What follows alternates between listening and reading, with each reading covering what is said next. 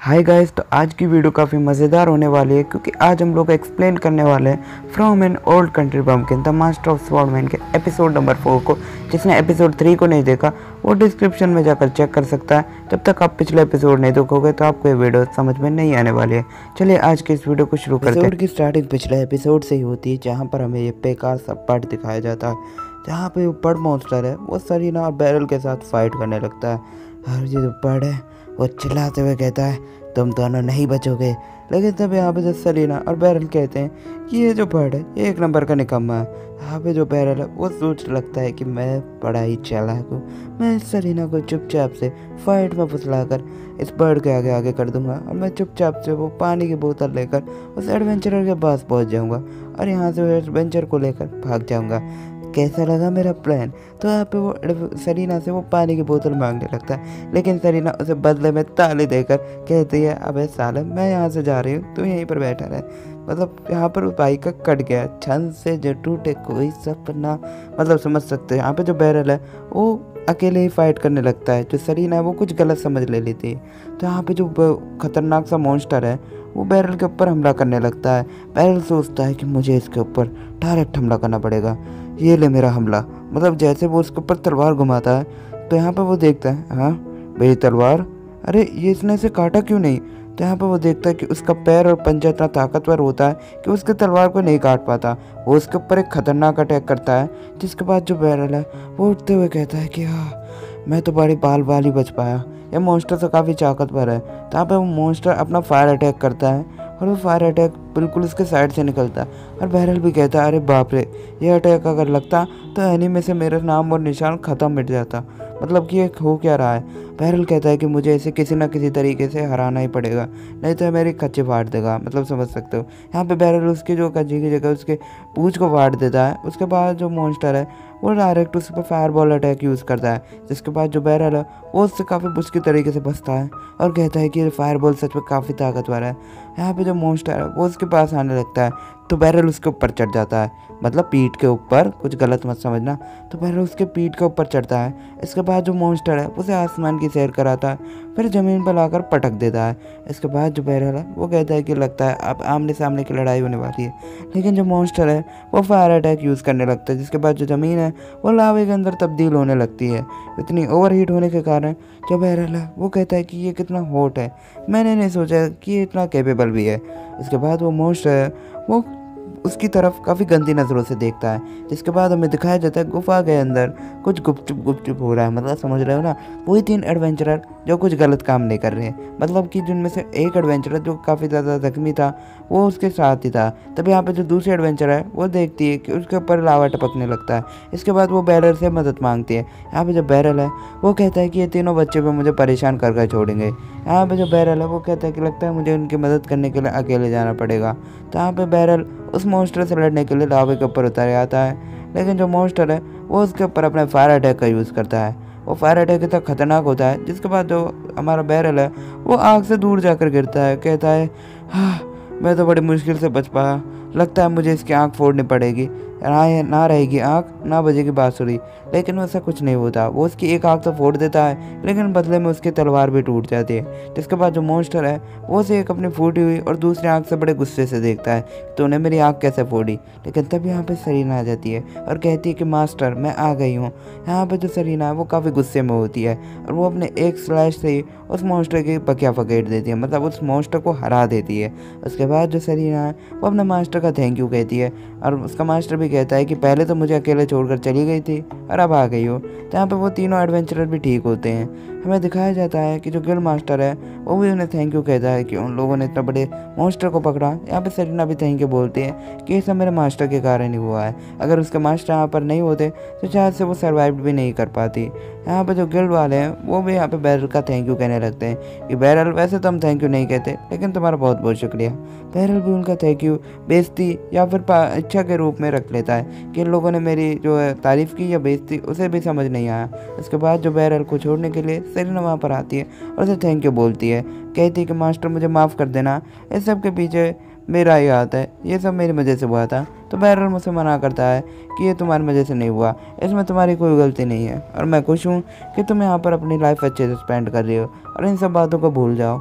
मैं तो चाहता हूँ कि तुम अच्छे से रहो। यहाँ पे सेरेना उसकी बातों को सुनकर काफ़ी ज़्यादा अटैच और रोमांटिक मूड में आ जाती है और वो कहती है कि मास्टर के साथ मेरा रिश्ता वैसे तो ऐसा नहीं था, लेकिन मैं उनको इस नज़र से भी देखने लगी हूँ क्योंकि जो मास्टर है वो काफ़ी ज़्यादा सुंदर और हैंडसम भी है।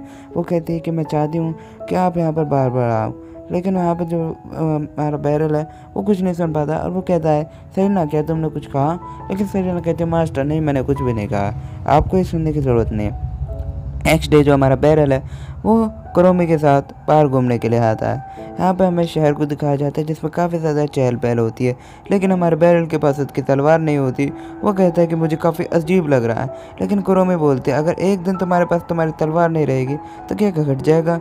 असल में क्रोमी भी इसकी एक स्टूडेंट होती है, उसके साथ सिट्रस भी होती है। यहाँ पर जो बैरल है उसको काफ़ी अजीब लग रहा होता है कि सिट्रस अपना काम छोड़कर यहाँ पर उसके साथ आई है। तो यहाँ पर वो एक शॉप के अंदर आ जाते हैं। यहाँ पर शॉप में आने के बाद क्रोमी उस शॉपकीपर के मालिक को बुलाते हैं, हे दोस्त कैसे हो, पहले हम मिल चुके हैं ना। तो यहाँ पे बैरल उसकी आवाज़ को सुनता है और सुनने के बाद कहता है कि ये तो वही है। वो कहता है अरे तुझे तो मैंने देखा, तू तो मेरे सबसे बेकार स्टूडेंट है ना। अरे मतलब गाइस मजाक कर रहा हूँ, ये इसका नाम बेल्डर है और ये भी जो है हमारे बैरल का एक पुराना स्टूडेंट हुआ करता है। और ये जो स्टूडेंट है सच में जो हमारा बेल्डर है वो हमारे बैरल से भी काफ़ी बड़ा होता है, लेकिन फिर भी ये इसका स्टूडेंट है, समझ रहे हो ना। और वो बेल्डर को देखकर कहता है कि तुम तो अपनी दुकान में सच में काफ़ी ज़्यादा ही जो तरक्की कर रहे हो, और वो उसे काफ़ी देखकर खुश होता है। यहाँ पे जो क्रोमी है वो अपने नाइफ चाकू को सही करवाने के लिए आती है, लेकिन बेल्डर उसे देखकर कहता है कि सच में काफ़ी ज़्यादा ख़राब है तो मैं इसे बदलवाना ही पड़ेगा। लेकिन उसके बाद जहाँ पे बैरल है वो उनसे कहता है कि क्रोमी शायद से तुम्हें एक नया वेपन यूज़ करना चाहिए। जिसके बाद जो है बैरल उसे सजेस्ट करता है मैं चाहता हूँ कि शायद हमें ये वाली स्वॉर्ड यूज़ करनी चाहिए। ये जो स्वॉर्ड है वो सच में दिखने में काफ़ी ज़्यादा ही खतरनाक लगती है। उसके बाद जो है क्रोमी से पकड़ती है और कहती है मास्टर मैं क्या ऐसे इस तरीके से पकड़ के दिखाऊँ। इसके बाद कहती है ये तो मुझे ज़्यादा हल्की भी नहीं लग रही और ना ही ज़्यादा भारी लग रही है। मतलब क्रोमी इस तरीके के वेपन ज़्यादा यूज़ करती है, आपने देखा होगा। उसके पास कोई हैवी वेपन नहीं है, तो उसके बाद वो उस तलवार को ख़रीद लेती है।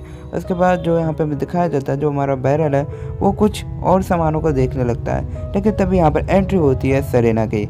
सेरेना यहाँ पर आती है और मास्टर कहती है मास्टर कैसे हो, लेकिन वो कहती है ये बेकार सी सिट्रस यहाँ पे क्या कर रही है। उसके बाद जो सिट्रस है वो भी कहती है बेकार तुम्हें किसने बोला, मैं तुम्हें बताती हूँ मैं तुमसे ज़्यादा ताकतवर हूँ। उसके बाद यहाँ पे बैरल उन दोनों को शांत करता है और कहता है तुम दोनों अपनी महाभारत बंद करो। यहाँ पर जो सेरेना है वो अपने बैग को खोलकर उस बर्ड के पंजे को निकालती है और कहती है मैं चाहती हूँ तुम इससे एक बहुत खतरनाक वेपन बनाओ, और ये वेपन स्पेशल मेरे मास्टर के लिए होने चाहिए, क्योंकि मैं उनसे मतलब उनका शुक्रिया अदा करना चाहती हूँ कि उनकी वजह से ही मैं बच पाई, और मुझे पता है कि मेरी वजह से उनकी तलवार जो है टूट गई थी। इसके बाद जो बैरल कहता है कि नहीं इसमें तुम्हारी कोई गलती नहीं है सेरेना, मैं जानता हूँ कि ये तुम्हारी गलती नहीं है, मैं इसे नहीं ले सकता। लेकिन सेरेना कहती है कि मास्टर प्लीज़ मना मत कीजिए, आपको ये एक्सेप्ट करना पड़ेगा। तो यहाँ पर जो बैरल है वो मान जाता है। इसके बाद जो बैरल है वो कहता है चल ठीक है। उसके बाद जो बैडलर है वो कहता है कि मैं इससे एक खतरनाक स्वॉर्ड बनाऊंगा। वो सच में काफ़ी ज़्यादा ही एक्साइटेड होता है इसे स्वॉर्ड बनाने के लिए। लेकिन यहाँ पे जो बैडलर है और यहाँ पे जो बैरल है वो कहता है तुम मेरे लिए सिर्फ एक ऑर्डिनरी स्वॉर्ड भी बना सकते हो यार। लेकिन यहाँ पे जो क्रोमी है वो उसकी ट्राई करते हुए देखती है और कहती है मास्टर मुझे आपसे कुछ काम है। तो यहाँ पे वो काम ये होता है कि यहाँ पे जो क्रोमी है वो अपनी ट्रेनिंग को पूरा करने लगती है, और यहाँ पे जो बैरल है वो भी इसकी ट्रेनिंग में मदद करता है और उसे दोबारा से स्विंग करना सिखाता है, क्योंकि यहाँ पे वो उसने काफ़ी टाइम से तलवार नहीं चलाई थी।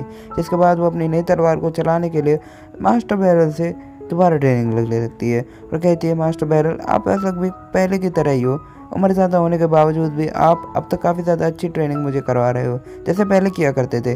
उसके बाद बैरल जो है इस बात को सुनने के बाद दारू पीने के लिए आ जाता है और कहता है कि मेरी उम्र, अरे यार अभी तो मैं 16 का हूँ, मतलब समझ सकते हो मजाक करता है। वो अपने टेबल पे पैसे छोड़कर वहाँ से चला जाता है और दारू पीते पीते रोड पे चलता है और कहता है कि मैं इधर चला मैं उधर चला, लेकिन यहाँ से एक लड़की जा रही होती है।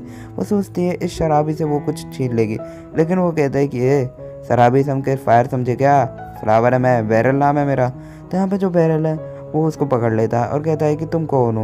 यहाँ पे वो लड़की अपने आप की आइडेंटिटी नहीं बताती है और बैरल उसे देखकर कहता है कि ये तो एक लड़की है, ये सच में कोई पॉकेट छीनने वाली होगी। तो यहाँ पर वो लड़की अपनी कुछ भी बात नहीं बताती और वो जैसे तैसे करके वहाँ से भाग आती है और वो यहाँ पर एक जगह पर आती है जहाँ पर जुआ खेला जा रहा होता है। वो यहाँ पर सारा सामान जो है रख देती है और देख कर लगता है कि ये लड़की एक थीफ है।